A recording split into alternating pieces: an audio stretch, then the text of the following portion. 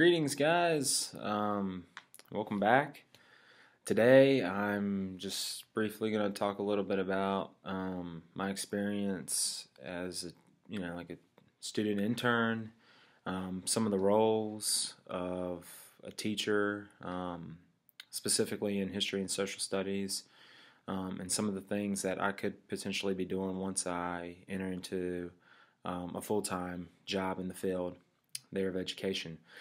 So something that I noticed early on was that my cooperating teacher and honestly all of the teachers in the social studies department were responsible for being a sponsor for a club.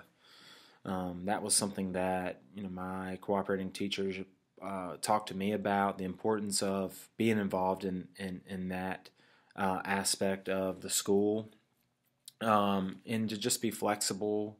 Not to say yes to everything, even though some people think that you will, but to, go ahead and spot some of the areas and interests that, I would like as a teacher, some of the clubs that I think would be interesting, and to go with them, to talk to the administrative about it, to get the funding or figure out funding and things like that. Students would be interested in, and so on and so forth. So there's a lot of different hats that I could potentially be wearing outside of being a teacher.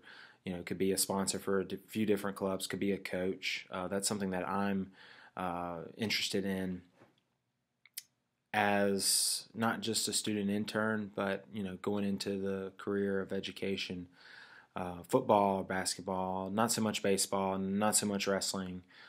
Although, if need be, I could. I've heard many times where colleagues of mine and teachers within my placement school that got involved in coaching a sport that they weren't particularly familiar with. They knew a little bit of background about it, but was kind of studying on the fly and picked it up as they went.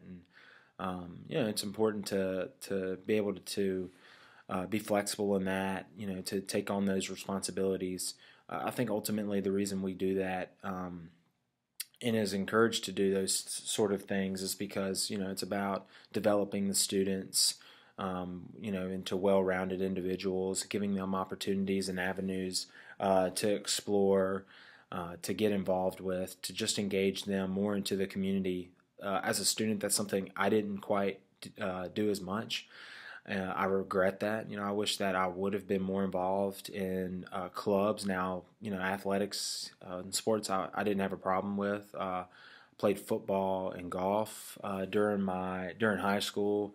Rec, it was all baseball, football, basketball, soccer, golf. So I had my fair share of sports growing up.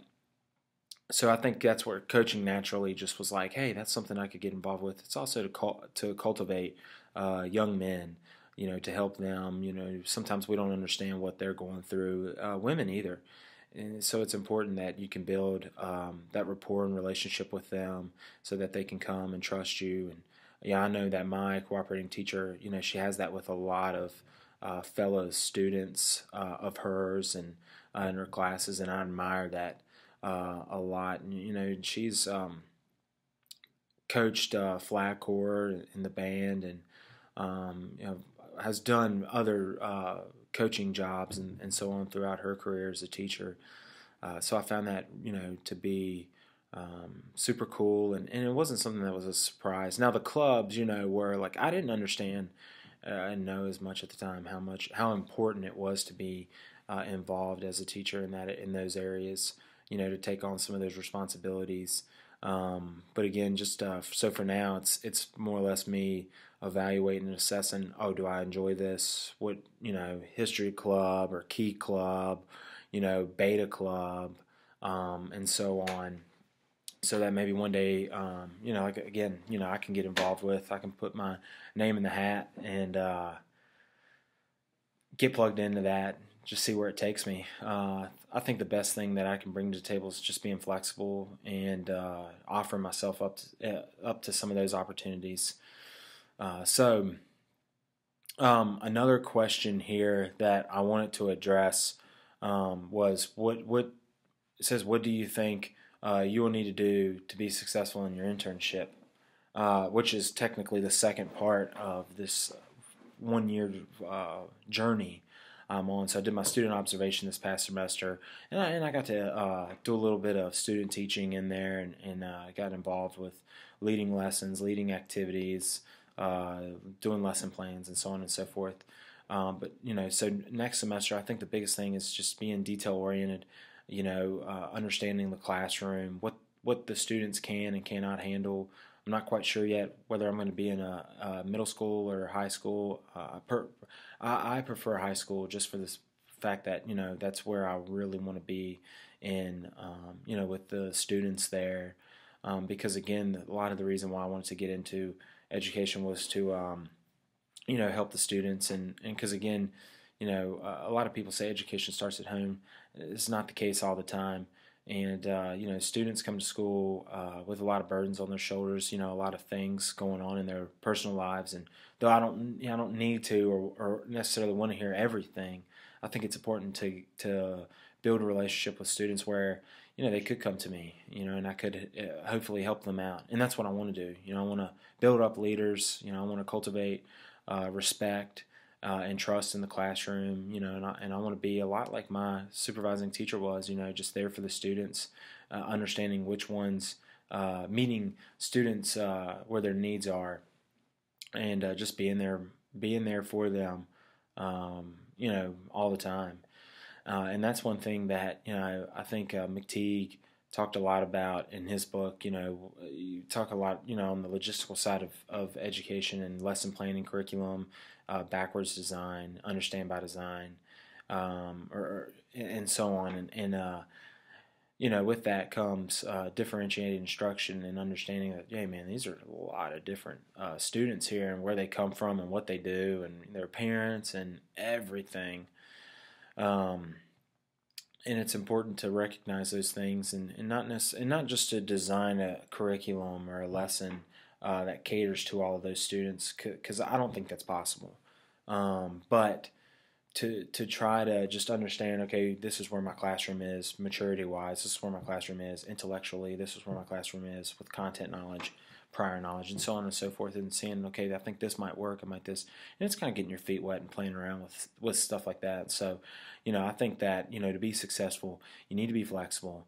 You need to be, again, detail-oriented and understanding where your classroom's at, so that you can begin to play around with some ideas, some strategies, in the content to see what best helps the students learn and best engages them. Because I think ultimately that's what a lot of it's about. It's about, getting them interested to say, hey, this is really cool. How does this apply to my life? Or, what does this mean for me? What does this mean for those around me and my family and so on? So, just trying to actively get them involved and engage them and connect, their how history or social studies relates to their own lives today. That's something that I didn't quite see as much from the students, from my student observation. There's a lot of nodding off, and students, oh, what the heck is this all about, and la-di-da, and I understand that, frustration sometimes, or just that lack of wanting to take interest and so on. So, that was a big thing for me, and two, again, just being successful is just giving it 110%. Something I've realized is that it's every single day. There's not an off day in this career field. Regardless of what people tell you, you have to be on your toes every single day, really fighting for the students, fighting for their attention, fighting for, what they believe in, or the lack of what they believe in, and so on, and just really, pushing. I think students, by and large, are they're really good children. Even the ones that try to, sometimes might give you an issue. There's something unique about them, and it's helping them to realize that. So, again, it goes back to being detail oriented, not just on the logistical side, but in the classroom, and really taking time to get to know the students by their names and so on. So I'm really looking forward to what next semester the internship has for me, and what's in store there, and the students, and I'll probably come in really excited and jacked up, and they'll probably be lethargic. Mr. Radford. But it's a challenge. It's a challenge I'm looking forward to, and overall, it's an adventure. It's not a sprint. But it's a marathon, and you have to learn to pace yourself and take care of the little things, and ultimately you'll start to achieve some of the bigger goals that you have and so forth. So, thanks again for listening. I hope you've enjoyed reading the blogs and keeping up and following along this journey with me. And I look forward to talking to you all again soon. Bye.